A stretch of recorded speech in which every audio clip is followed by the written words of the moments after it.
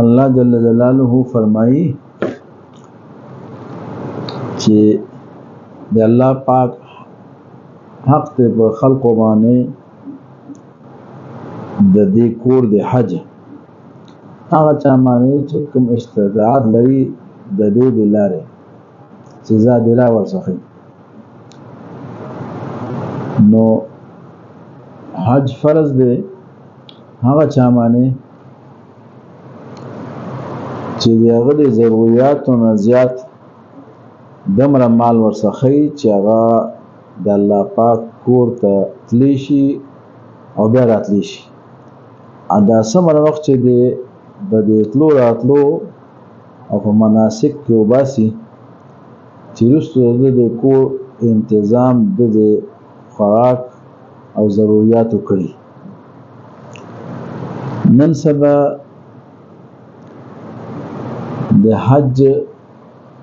کوم ضرورت چې دی هغه خو سرکار دی هغه یو پیکج راوکاږي چې دم الله کارو کوي دي اوس دغه تر کوم پیسې چا څخه وي او ضرورت د پوره وي یا هغه سره چې هغه څخه ضرورت جندون چې کوم دی هغه څخه برابر لیکن د څخه باقي ضرورتونو زائد سامان دمري چې هغه د خرڅ کی او نو دل زادرا د الله پاک د کور ته د تللو پوره کیږي نو دا په د بیا لازم ده چې دی باید الله پاک د کور دغه حج کوي اوس چې چا منه په دې انداز کې د حج فرض شي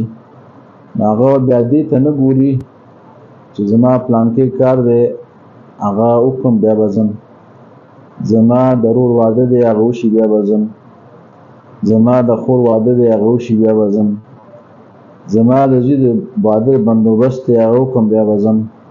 زما د لور د واده پروګرام دی هغه له سامان غستلی دا حکم بیا وزن نو دغه چې دغه دین نه قبلې لکه څنګه چې بدمانه نصف فرض شي څنګه چې بدمانه روزه فرض شي څنګه چې بدمانه زکات فرض شي نو بیا بدې دي تنه ګوري چې پلان کې کارو کوم رسم کوم پلان کې کار کوم پس په دوست روزه نشم بلکې کله چې فرض شنو دی په هغه باندې دوه کوي